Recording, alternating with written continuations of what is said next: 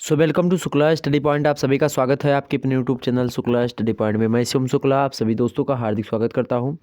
दोस्तों, आज की वीडियो के अंतर्गत हम बात करेंगे चैप्टर 9 के बारे में। और अभी आप लोगों ने देखा होगा कि जैसा कि हमने बताया कि जो है रात के 8 बजे से हिंदी क्लास होती थी। आज संस्कृत क्लास अभी हुई थी और उसकी क्लास जो थी वो जो है पूरी नहीं हो पाई है संस्कृत की।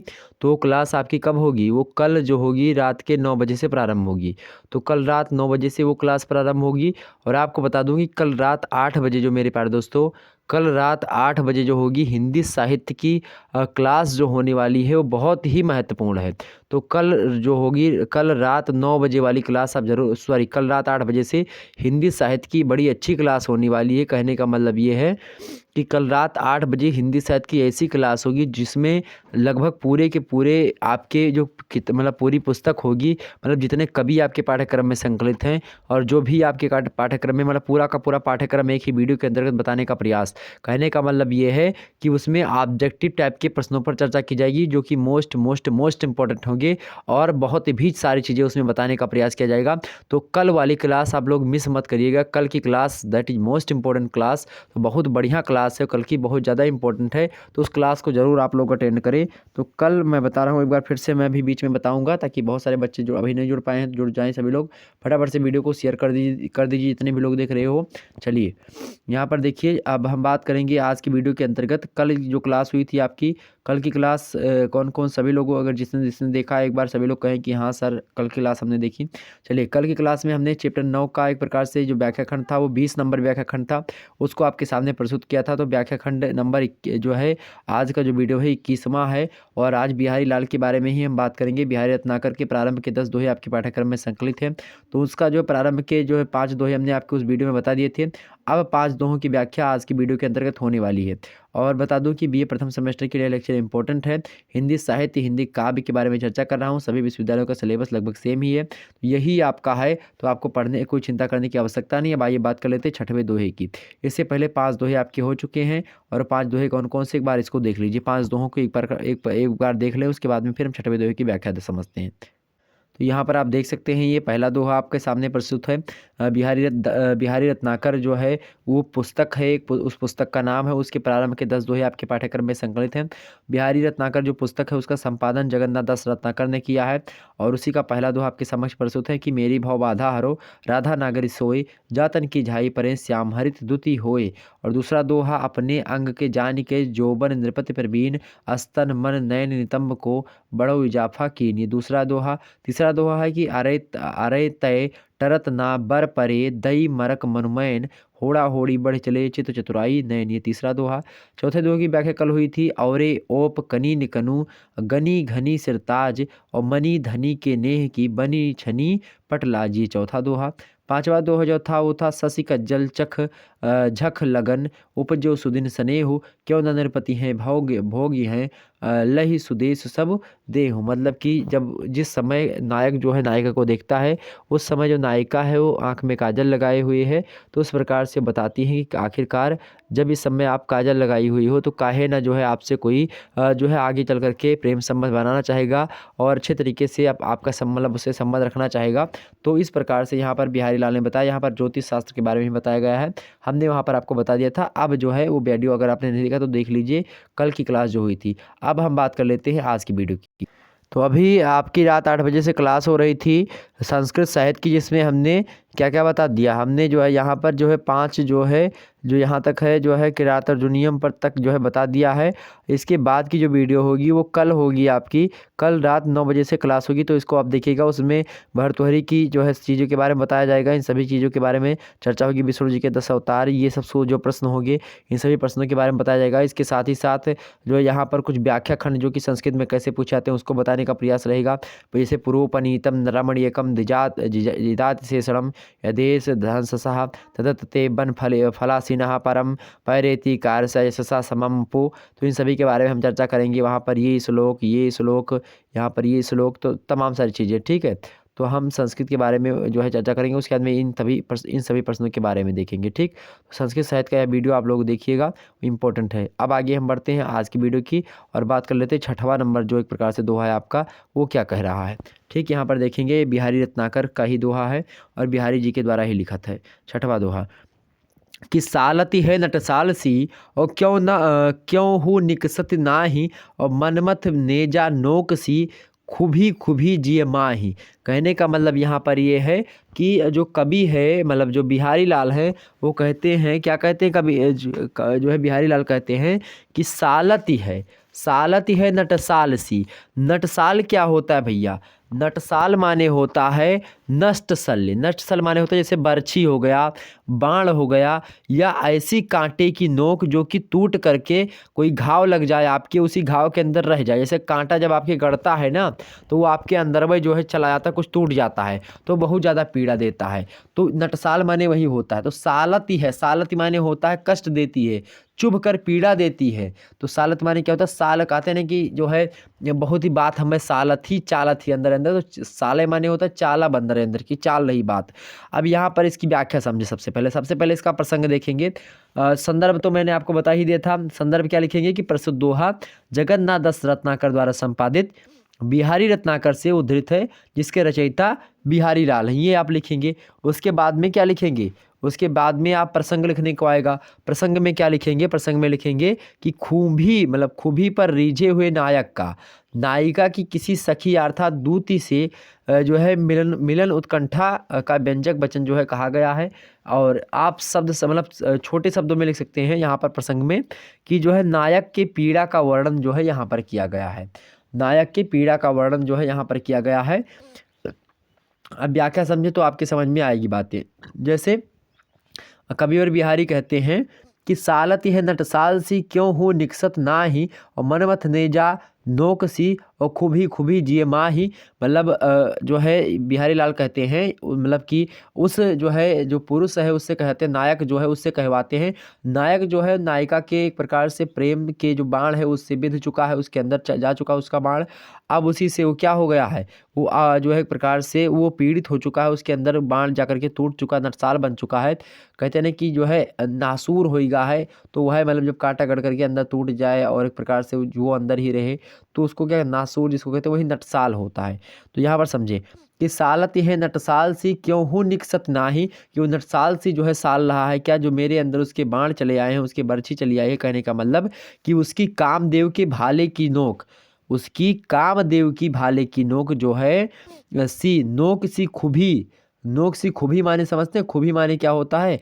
खुभी माने होता है मेरे प्यारे दोस्तों चुभी हुई या धंसी हुई। खुभी, जो खुभी होती है मतलब जो भाले की नोक सी जो वस्तु है जो कि नटसाल है, वो नटसाल जो है सालत यह अंदर हमारे घुसी हुई है, और निकसत ना ही मतलब निकल नहीं रही है, जी में धंस चुकी है। कहाँ पर धंसी है? खूबी खूबी जी माही, मतलब हमारे जीव में जो है वो धंसी हुई है। उसकी कामदेव के भाले की नोक सी खुभी मेरे जी में धंसी हुई है, मेरे जी में मतलब मेरे हृदय में धंसी हुई है। और नटसाल सी सालती है, सालत है नटसाल सी। क्या नटसाल सी सालती है? जो मेरे जीव में, मेरे अंदर जो है खुभी खुभी, मतलब क्या होता है मेरे अंदर जो धंसी हुई है, क्या हुई है जो धंसी हुई, क्या है? नटसाल सी। नटसाल सी मतलब नटसाल सी वो मेरे अंदर चुभ रही है, जो उसके जो है कामदेव की भाले की नोक है, जो मेरे जी में, मेरे जो है जीवन में, मेरे दिल में जो है घुसी हुई है। नटसाल से सालती अर्थात खटकती है मेरे दिल में, इस प्रकार से नायक कहता है। और वह किसी प्रकार से निकलती नहीं है, क्यों हूँ निकसत नाही, मतलब किसी भी प्रकार से निकलती नहीं है, जो कि हमारे जो है अंदर नटसाल सी जो एक प्रकार से जो एक प्रकार से ऐसी वस्तु चली गई है जो निकलती नहीं है, जो अत्यंत पीड़ादायनी है, जो कि कामदेव रूपी एक प्रकार से कामदेव के भाले की नोक सी खुभी है। वो मेरे जो है जीवन में मतलब कि खुभी खुभी जियमा ही, मतलब मेरे मतलब कि जीव में, मेरे अंदर आत्मा में, मेरे हृदय में बस गई है करके ऐसा बाण लगा है उसके प्रेम का। तो यहाँ पर ये चीज़ें बताने का प्रयास किया गया है।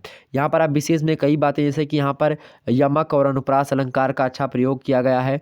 दूसरी बात यह है कि पूर्वराग की अवस्था का वर्णन किया गया है। साथ ही साथ कवि और बिहारी ने जो है अपने अलग अलग जो है दोहों में भी इस बात की पुष्टि करी है। जैसे कि इनका एक दोहा और है कि बेधक अनियारे नयन, बेधत करि न निषेधु, और बरबट बेधतु मोहियो, तो नासा कौ बेधु। ये बिहारी ने ही लिखा है, इसी के संदर्भ में दोहा है। मतलब ये विशेष में आप लिख सकते हैं। आगे आप लिख सकते हैं भाव साम्य में कि नासा मोर नचाए दृग, और करी कका की सौह, और काटा सी कसिकत हिये, वह कटीली भौं। यहाँ पर ये लिख सकते हैं बड़े ही आसानी से, कोई दिक्कत की बात नहीं है। तो यहाँ पर आपकी मनमत का अर्थ मन को मथने वाला अर्थात पीड़ा देने वाला होता है। ठीक, तो ये भी एक विशेष बात है, यह भी आप लिख सकते हैं। हमने बताया आपको यमक और अनुप्रास अलंकार है ही, तो यहाँ पर कोई दिक्कत की बात नहीं। अब आगे बढ़ते हैं, अगले दोहे की व्याख्या हम समझते हैं। अगला दोहा आपके सामने है जो है 7वां नंबर। यहाँ पर लिखा है कि जो है जुवति जोन में मिल गई नए को न होती लखाए, और सौंधे की डोरे लगी और अली चली संग जाही। कहने का मतलब यहाँ पर जुवति जोन है। जोन माने होता है ज्योत्सना है, चांदनी जिसको कहते हैं। सौंधे माने होता है सुगंध।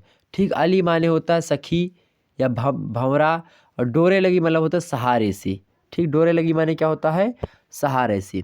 तो जुवत जोन में मिल गई नए को न होत लखाए, सौंधे की डोरे लगे अली चली संग जाई। मतलब यहाँ पर जो है प्रसंग में बात लिखेंगे क्या कि शुक्ल भिसारिका नायिका की प्रिय सखियाँ जो हैं उसके शरीर की जो सुगंध है और जो उसका शरीर जो है उज्जवल है, मतलब गौर वर्ण का है, उसकी सुगंध जो है वो रास्ते पर मंडराते, मतलब जैसे जैसे उसकी वो जाती है, कोई एक नायिका है, उसकी सखियाँ उसके पीछे पीछे उसके शरीर की खुशबू के सूंघ सूंघ करके जाने का प्रयास करती है, क्योंकि वो बहुत ज़्यादा सुंदर है, बहुत ज़्यादा एक प्रकार से उसके जो है शरीर से खुशबू आ रही है, तो उसको सूंघते हुए जो है वो जा रहे हैं लोग। जो एक प्रकार से शुक्ल भिसारिका नायिका है, उसके रूप और गुण का वर्णन जो है कवि ने यहाँ पर किया है, और उसी के वर्णन करते समय उन्होंने बताया कि जो तमाम सारी सखियाँ उनके पीछे पीछे जा रही हैं।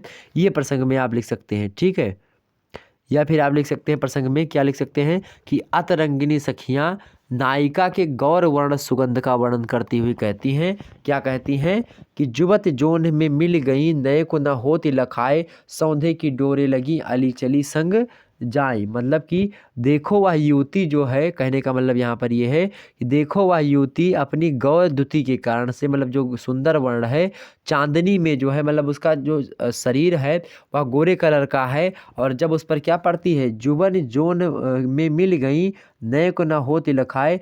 जोन माने चांदनी, मतलब जब चांदनी में उसका जो एक प्रकार से जो गोरा वर्ण है वो चांदनी में कैसे मिल गया है, कहने का मतलब यहाँ पर ये है कि उसका गोरा वर्ण जो है वो चांदनी जो रात की है उसमें कैसे मिल गया है, और किंचित मात्र भी लक्षित नहीं होती है, अतः उसको दृष्टि द्वारा लक्षित करके उसके संग चलना असंभव सा जान पड़ता है। जिस प्रकार से चांदनी को देख नहीं पाते हैं, उसी प्रकार से अब उसको भी देखा नहीं जा रहा है। नए को न होती लखाए, वो दिखाई नहीं पड़ रही, क्योंकि जिस प्रकार चांदनी हम लोग सही तरीके से नहीं देख पाते, इसे सूर्य की किरण कहाँ देख पाते हैं, तो इस प्रकार से गौर वर्ण एक प्रकार से दिखाई पड़ रही है। सौंधे की डोरी लगे अली चली संग जाएं।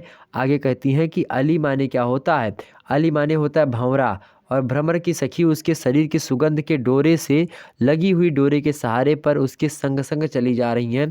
कहने का मतलब ये है कि वो उतनी ज़्यादा सुंदर है। सौंधे की डोरी फिरे, सौंधे माने होता है मेरे प्यारे दोस्तों सुगंध, तो अली माने होता है सखी या भ्रमवा। जिस प्रकार से भंवरे जो होते सुगंध पाते हैं फूल की, तो उसके पीछे पीछे बहुत दूर तक चले जाते हैं।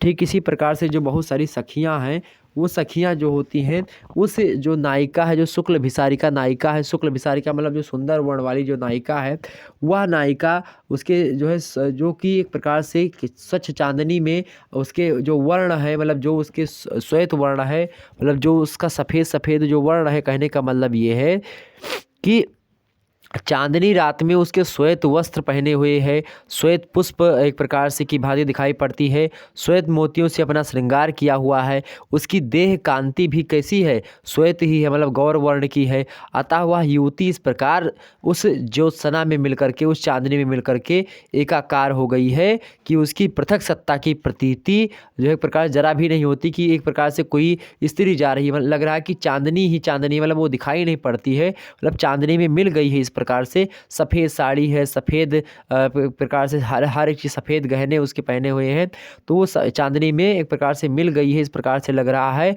उसके साथ चलने वाली जो सखियां हैं वह उसे देख नहीं पाती हैं उस स्त्री को, और वह किधर गई इस प्रकार से मन में प्रश्न उठाती हैं। किंतु सखी जो हैं उसके पास एक उपाय है कि जिधर वह अभिसारिका जा रही है उधर जो है उसकी देह जो है उससे निकलने वाली जो सुगंध है वो अपना सुगंध छोड़ते हुए जा रही है, तो वो जो है शुक्ल भिसारिका जो नायिका है उसको तो सखियाँ उसकी देख नहीं पाती हैं, लेकिन हाँ मतलब उसकी सुगंध जो है वो सूंघती हुई उसके पीछे पीछे जा रही हैं। जिस प्रकार से भंवरे जो होते हैं सुगंध को सूंघते सूंघते पुष्पों तक पहुंच जाते हैं, ठीक इसी प्रकार से उस नायिका के पीछे, उस नायिका को देख नहीं पाती सखियाँ और उसके पीछे पीछे जो है क्या करती हुई जा रही हैं, सूंघते हुई जा रही हैं। यहाँ पर बड़ा मार्मिक जो है वर्णन किया है शुक्ल भिसारिका नारी का जो है उसके रूप और गुण का वर्णन कवि ने किया है। साथ ही साथ यहाँ पर दो विशेष में लिखेंगे कि दो रंग की वस्तुएं एकाकार होने से प्रथम पंक्ति में यहाँ पर मिलित अलंकार हुआ है।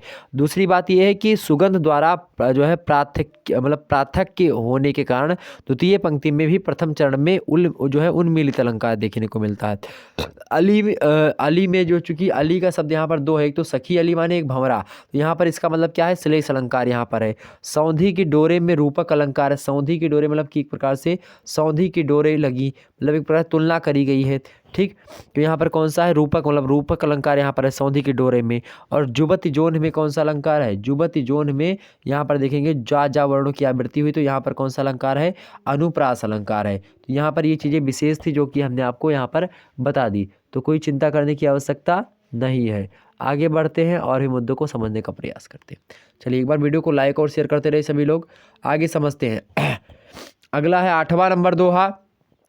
8वां नंबर दोहा है कि हौ रीझी लख रीझी हौ छबी ही छबीले लाल।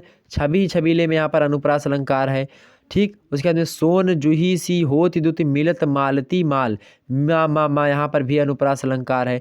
तो यहाँ पर अनुप्रास अलंकार तो है ही, ये बात तो पता चल गई। हौ रीझी लख रीझी हौ छबई छबीले लाल, सोन जूही सी होती दुति मिलत मालती माल। तो यहाँ पर जो है आप देखेंगे जो है इसमें विशेष में द्वितीय मिलत समस्त पद है, और भी कई बातें यहाँ पर आप जो है लिख सकते हैं विशेष में, ठीक। चलिए आगे हम समझते हैं। हालांकि विशेष में यहाँ पर जो है ब्रज भाषा का प्रयोग किया गया है, साहित्यिक ब्रज भाषा का प्रयोग हुआ है, ठीक। तो इस प्रकार से आप लिख सकते हैं, कोई दिक्कत की बात नहीं है। ब्रज भाषा का प्रयोग है, दोहा छंद का प्रयोग है, अनुप्रास अलंकार का प्रयोग है, इस प्रकार से आप लिख सकते हैं, ठीक। अब इसकी व्याख्या समझते, सबसे पहले इसका हम प्रसंग देखेंगे। प्रसंग यहाँ पर क्या, सबसे पहले यहाँ पर देखेंगे छबीले माने क्या होता है। छबीले माने होता है सुंदर, ठीक। हौ माने होता है मैं, हौ माने क्या होता है मैं। सोन जूही माने होता है मेरे प्यारे दोस्तों पीले रंग का जूही का फूल होता है, उसका मतलब होता है। दुरित मिलत माने क्या होता है, दुरित मिलत माने होता है आभा मिलते ही। मालती माने क्या होता है, मालती माने होता है मेरे प्यारे दोस्तों सफ़ेद चमेली का जो रंग होता है, मतलब सफ़ेद चमेली के रंग का फूल जो होता है उसी को मालती कहा जाता है।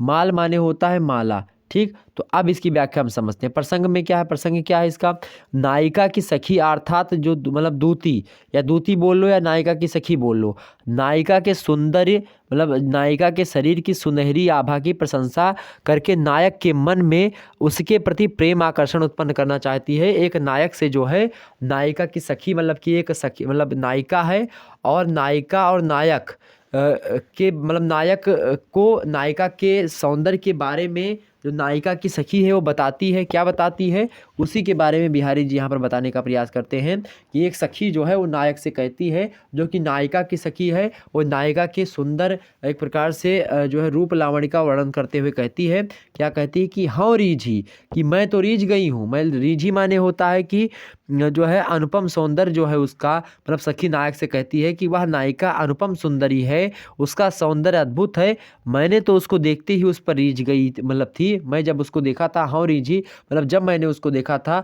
तो मैं तो उस पर पहले ही रीझ गई थी। लख रीझ हो, लख माने होता देख करके, और रीझ हो मतलब आप भी रीझ जाओगे। कहने का मतलब ये है कि और जो है रीझियों छबई छबीले लाल, कि मैं तो जैसे ही उसको देखा था देखते ही मैं रीझ गई थी। नायिका से मतलब नायक से कहती है, नायिका को देखने के बाद में जो नायिका की सखी है वो कहती है नायिका के स्वरूप रावण के बारे में कि हे नायक, अगर तू उसको देखेगा तो तू भी जो है उस पर जो है फिदा हो जाएगा। कहने का मतलब ये है कि मैंने तो उसको देखते ही उस पर रीझ गई थी, लेकिन स्वयं को छबीला, अर्थात जो अपने आप को तू छबी छबीला मानता है, छबी छबे छबीले लाल वाले, तो जो अपने आप को मतलब इतना सुंदर समझता है, जो इतना सुंदर अपने आप को समझता है, जब तू उसका सौंदर्य देखेगा और देख करके उस पर मतलब एक प्रकार से देखेगा तो उसको देख करके अनुरक्त हो जाएगा। मैं यहीं पर बता दे रही हूँ, इस प्रकार से बताती है। आगे कहती है कि सोन जूही सी होत दुति मिलत मालती माल, कि वो सोन जूही के एक प्रकार से समान है, मतलब कि उसका जो पीत वर्ण है, मतलब जो गोरापन है उसका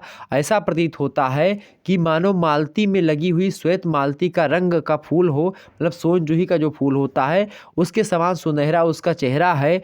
और मतलब कहने का मतलब ये है कि सोन जूही की होती दुति मिलत मालती माल, कि सोन जूही के एक प्रकार से समान है।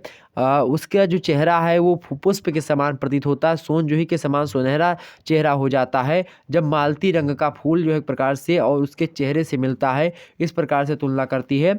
मतलब कहने का ये है कि वह इतना सुंदर है कि उसको देख करके तुम उस पर मोहित हो गए, मतलब मोहित हुए बिना रह ही नहीं सकते।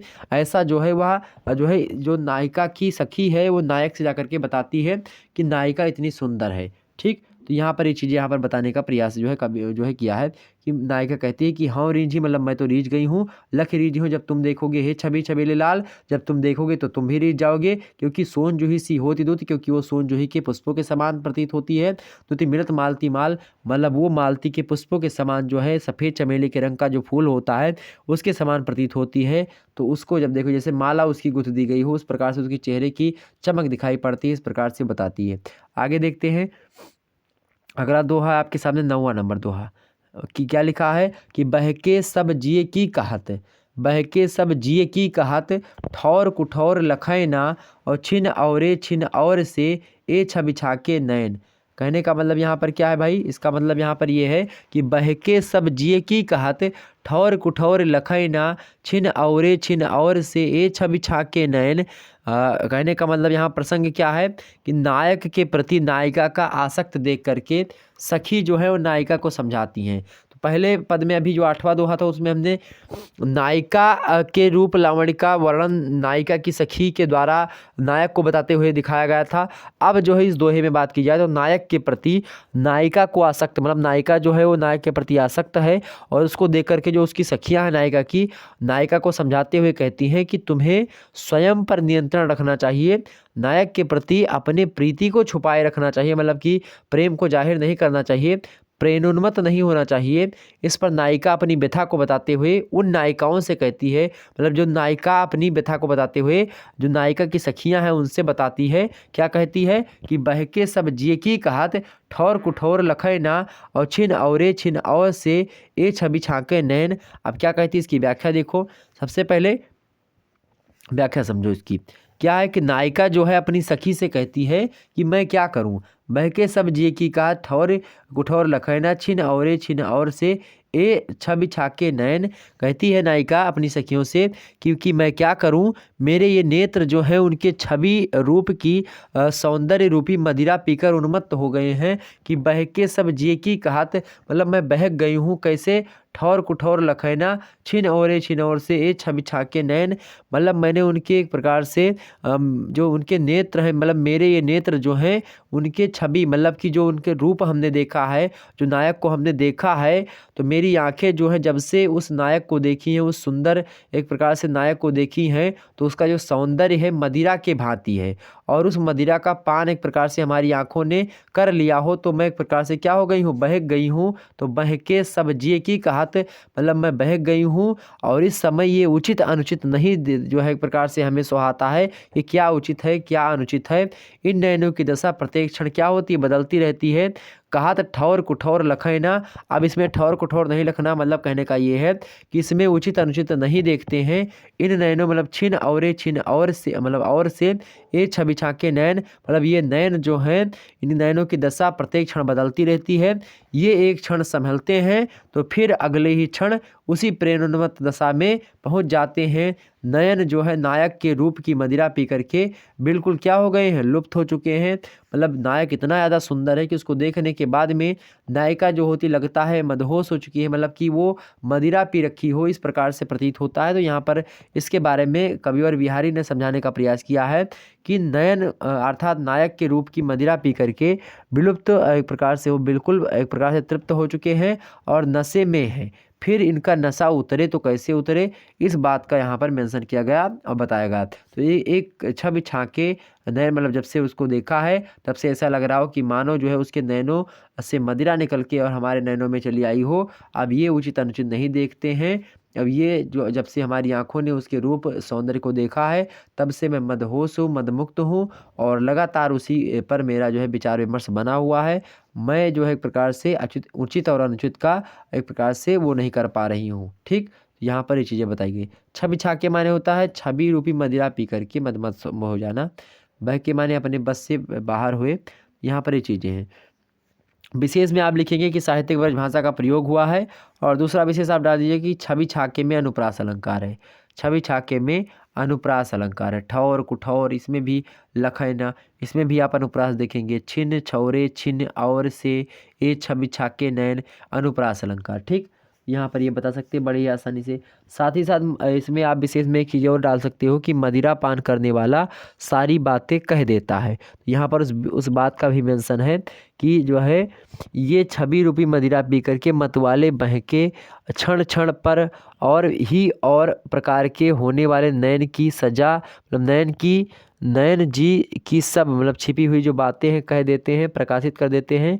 और ठौर कुठौर अर्थात अवसर अनवसर नहीं देखते, उचित अनुचित नहीं समझते हैं।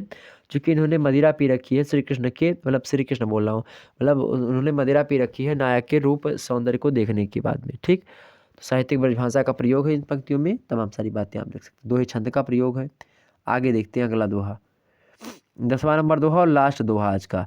क्या है कि फिर चित्त उत ही राहत टूटी लाज की लाव और अंग अंग छवि छौर में भयो भंवर की नाव। ठीक, फिर चित्त उत ही राहतु टूटी लाज की लाव अंग अंग छवि छौर मतलब झौर में भयो भंवर की नाव। चित्त माने होता है चित्त या फिर मन, टूटी माने होता है टूट जाना, लाव माने होता है रस्सी। ठीक है, नाव बांधने की जो रस्सी होती है उसको क्या कहा जाता है, लाव कहा जाता है। नाव बांधने की रस्सी को लाव कहा जाता है। झौर माने होता है समूह, झौर माने क्या होता है समूह। ठीक, और भंवर माने होता है नदी का भंवर जो होता है उसको भंवर कहा जाता है। अब इसको समझें क्या इसका जो है पॉइंट ऑफ व्यू है। तो इसका प्रसंग सबसे पहले समझेंगे। प्रसंग इसका ये है कि नायक जो है नायिका जो है नायिका जो है नायक रूप सौंदर्य से अनुरक्त होकर के किस प्रकार जो है विचलित है, अपनी उसी मनोदशा का वर्णन अपनी अतरंगिनी सखी से करती है। कौन, नायिका।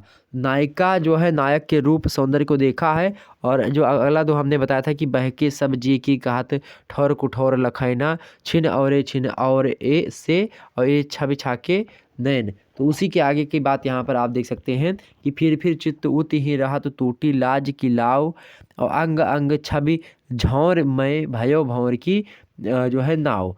तो यहाँ पर नायिका नायक के रूप सौंदर्य को देखी हुई है, उसी पर अनुरक्त हो गई है और उसके बाद में जो है अपनी जो मनोदशा है उसकी उसी का वर्णन करते हुए अपनी सखियों से कहती है, अतरंगिणी सखियों से। अतरंगिणी सखियों का मतलब जो है जो उसके जो अंदर सखी है, जो अंतरात्मा में बैठी हुई है, उसके कहने का मतलब यहाँ पर ये है। ठीक, कवि और बिहारी की।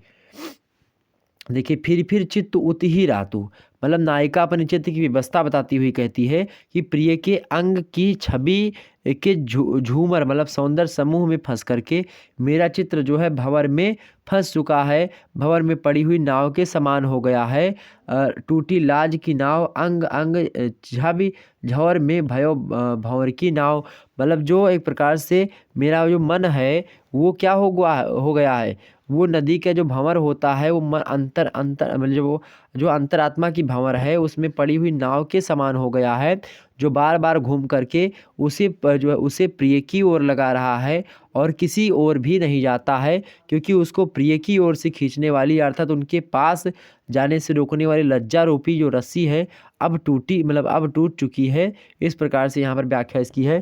कहने का मतलब यहाँ पर ये है मेरे प्यारे दोस्तों, कहने का मतलब ये है कि क्या है कि फिर चित्त उत ही रात टूटी लाज की लाव मतलब एक प्रकार से लज्जा की जो एक प्रकार से जो लज्जा होती है जीवन की, वो लज्जा की लाव जो है मतलब लज्जा की लाव माने होता है रस्सी। तो लज्जा की जो रस्सी है जिस प्रकार से नदी में एक नाव बांध दी जाती है किनारे, अगर वो नाव टूट जाती है तो जो है नदी के जो भंवर होती बीचों बीच में इधर उधर वो घूमती रहती नदी के भंवर में। ठीक उसी प्रकार से यहाँ पर स्त्री की मनोदशा का वर्णन करते हुए बिहारी कहते हैं कि वह जब से जो है वह रूप लावण्य को देख ली है। मतलब एक प्रकार से रूप लावण्य का मतलब यहाँ पर यह है कि जो नायक है उसको देख ली है, वो बहुत ज़्यादा सुंदर है, तो उसके एक प्रकार से प्रेम में फंसी हुई है। और मझधार, मझधार जिसको कहते हैं, इस प्रकार से नाव जो है कहीं बीच मझधार में फंस जाए, मतलब जो गोल गोल पानी घूमता रहता है कहीं कहीं पर आप देखेंगे बीच बीच में, तो वहीं पर नाव है। नाव की जो रस्सी बांधी थी वो टूट गई, मतलब जो लज्जा की रस्सी है वह टूट गई है। और वहीं पर जो है टूटी लाज की लाव, मतलब लज्जा की जो रस्सी है वह टूट गई है नाव की। और वो नाव जो है भयो भंवर की नाव, मतलब नाव की भंवर की भांति जो है फिर चित्त उत रहा। तो मतलब जिस प्रकार से नाव जो होता है उसी भंवर में घूम घूम रहता है, उसी प्रकार से जो मन है नायिका का वो घूम घूम के नायक के प्रति ही सोचने पर मजबूर हो रहा है।